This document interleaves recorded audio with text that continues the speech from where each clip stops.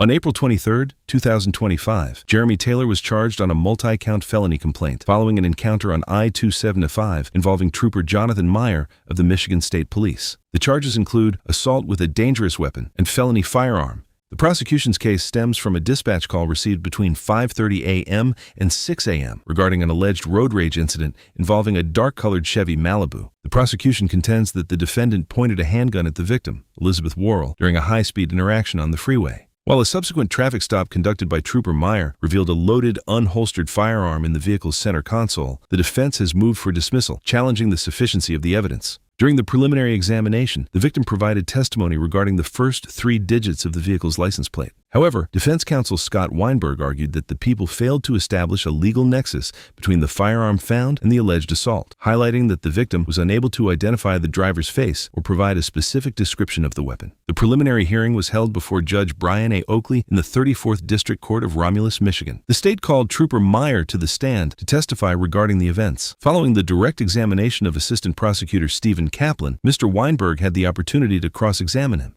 Mr. Weinberg. Scott Weinberg, I'm going to ask you some questions if you don't understand something. Yes, sir. So you were called onto the scene by other police officers.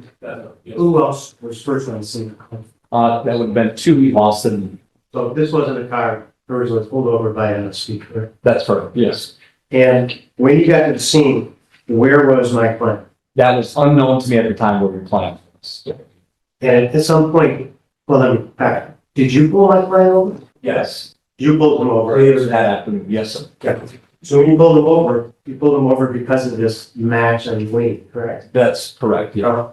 And did you first approach my client's car? I did. Yes. And was he in the driver's seat? He was. And he, as you testified, first told you right when you came out that he had a CPO, correct? That's right. As he was obligated to do. That's right. You didn't see him on the gun. I did not see the gun at first contact. And at no time did he provide you with the gun, correct? He did not provide me, as in hand me the gun, no, sir. Right. So who actually ended up pulling the gun out of the car? Who found the gun? To my recollection, I found it located. Do you remember whether I searched and found the gun in the vehicle? Yes. Now, I had 2 other troopers with me, so that's why I say to my recollection, I'm the one who pulled it out of the Senate Council. And did you pull it out before or after you interviewed my client? Prior to us removing the weapon from the vehicle. But you had already interviewed him, correct? For so I had spoken to him, yes, that's right. and you read his Miranda. That's right. At any point, did you take my client, put him in your vehicle, and start discussing this matter, interviewing him without reading his Miranda? No, he had been read his parental rights prior to. And you only read it once, correct? That's right. And when you read it to him, where were you? Standing on the side of the freeway. Where was he? Also standing there with me. Outside of you. That's right. Okay. And when you first arrived at the scene, isn't it true that you took him out of his vehicle and had him sit in your squad car, correct? I don't recall at what time in the time or when in the time frame he sat in my vehicle, but he did sit in my vehicle. That's right. And when he was in your vehicle, is that when you read his Miranda rights, or is it after? I don't recall. Could you recall getting a statement from him after you read his Miranda? That's yes. It was clear. Yes. And do you recall your conversation when you spoke with him? I do. Do you recall the questions and the comments you made to him when you were interviewing? Not every comment. No, I'm sure not. But you remember your conversation. Yes. And do you recall telling him the rendition of what was her name, the complainant? Miss Laurel. Miss Laurel, what she had told you, or what your understanding is of what the complaint was? Yeah.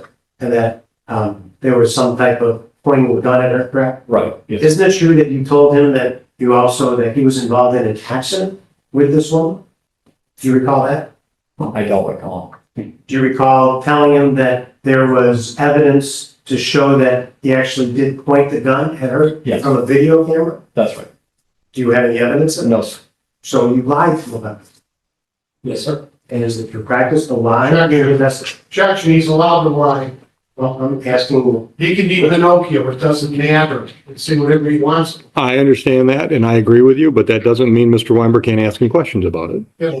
During cross-examination, Trooper Meyer admitted to lying to Mr. Taylor, alleging that he had access to a video of the defendant pointing a gun at Ms. Worrell. Under the totality of the circumstances standard governing police conduct, the use of such false evidence requires a judicial determination of whether the defendant's will was overborne and his constitutional protections against self-incrimination were violated. Mr. Weinberg emphasized the lack of contemporaneous evidence at the scene, securing a concession from the trooper that his initial plain view observation of the driver's side revealed no weapon. Furthermore, the defense highlighted that Mr. Taylor proactively disclosed his status as a CPL holder. This compliance with Michigan's statutory disclosure requirements is a critical point of fact. The defense argues it establishes the defendant's cooperation and lack of consciousness of guilt prior to the search. While Mr. Kaplan argued that deceptive tactics such as lying are legally permissible by law enforcement under established precedent, Mr. Weinberg maintains that such conduct creates a credibility gap for the officer. Here, Mr. Weinberg is arguing that this admission of lying is a critical factor for the court to consider regarding the trooper's credibility as a witness and the overall free will of the defendant's subsequent admissions.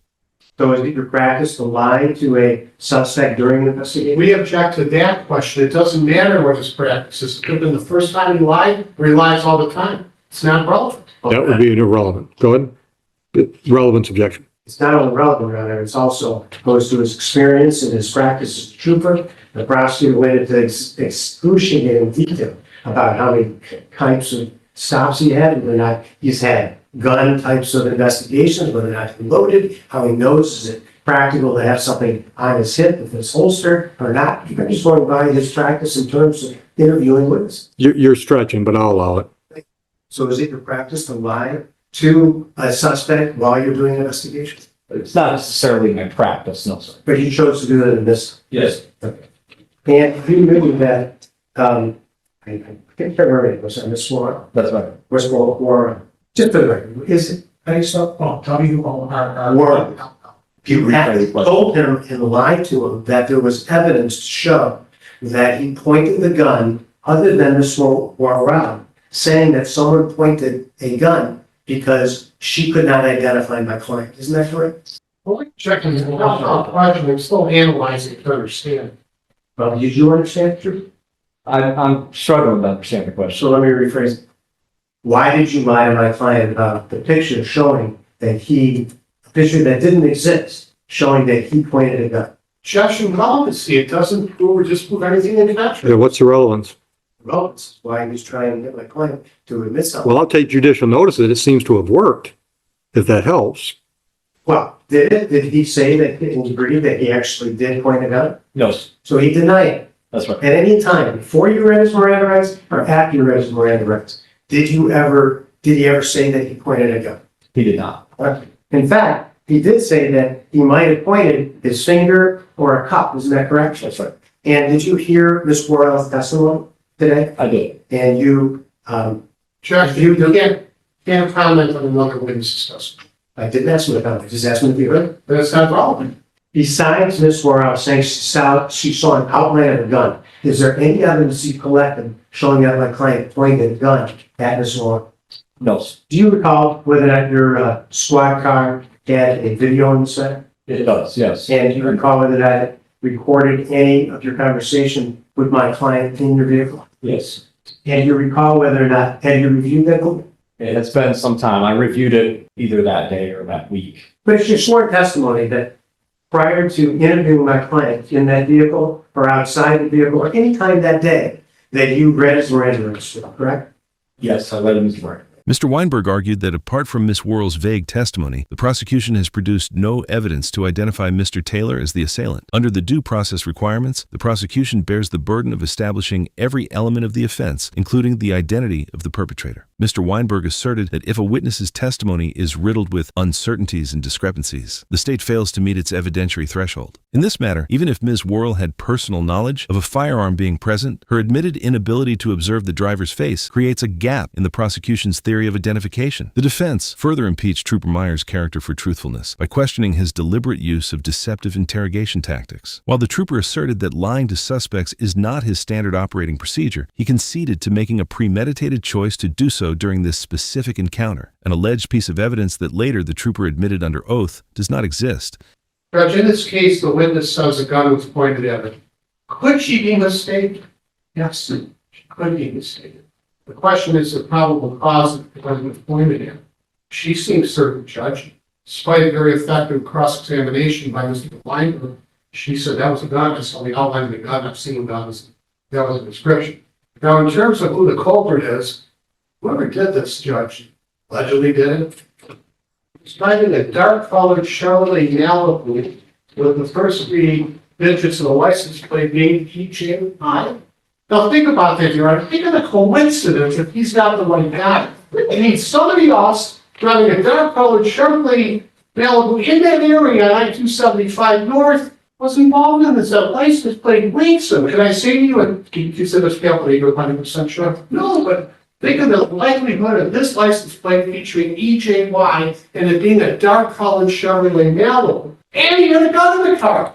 And it wasn't holstered. Now, that's important. It means it's readily accessible. This was a low-grade incident that sparked out of control, and it's very unfortunate, but fortunately, nobody was injured. And the finger? Once he thinks he's been nailed, oh yeah, they might have some video, they might have something where I'm pointing the gun, so, oh, maybe it was my finger. That's not something you forget, Judge. It wasn't as though he had been interviewed weeks later. Yeah, maybe I pointed a finger.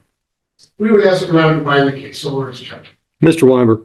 Thank you, Judge. Well, I will go by a much better prosecutor than I may be as a defense attorney, but it can't just be, he could be mistaken. This man is charged with a 4-year felony and a mandatory 2-year felony firearm. They better have more than simply, she could be mistaken. She did not identify a gun. They had no pictures of a gun. They never identified any gun that she identified. They never had any evidence said, yes, that's the gun that was used, or this is what the gun looked like. It was an outline of a gun where she readily admitted it was too dark even to identify my client. It was at 5-something in the morning. There's no lights other than maybe some street lights. She has an extremely weak testimony in this matter. But for the grace of God, go us in this kind of case. If someone can just drive up and say that they actually saw someone with a gun and they get them charged with this. So I disagree with this experienced prosecutor who's handled thousands of these cases that there is enough evidence to bind my client over. Maybe if they had the gun, maybe if they had or even identify my client as the driver of the car, but they don't even have that. So I'm asking the court to dismiss this. Go ahead. And reviewing, this started tonight, but in reviewing the case, they're determining whether there's probable cause to leave the crime occurred, and there's more than probable. I don't see any way in hell of getting a conviction, but the probable cause burden has been met. I'm tempted to dismiss it just so we don't waste any more judicial resources, but that's not my role.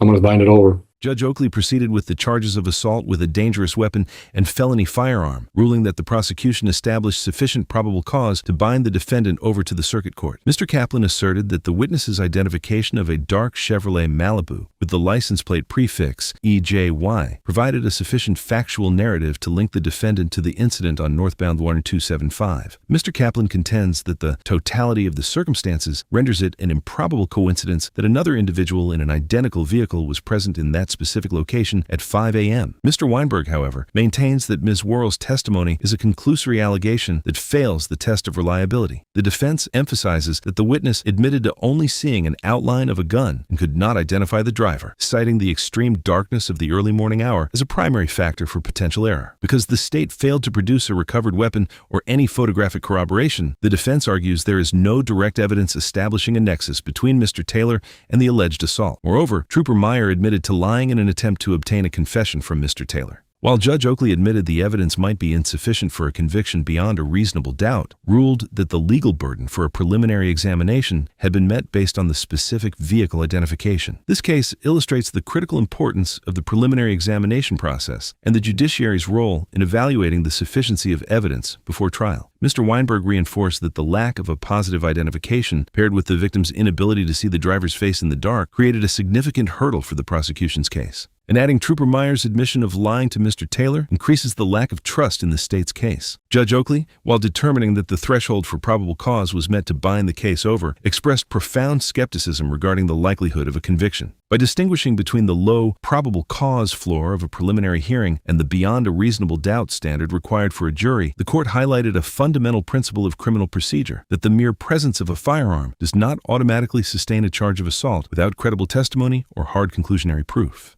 Now, let us know if there is a case you would like us to explore in the comments below. Thank you for watching, and don't forget to like and subscribe for more videos.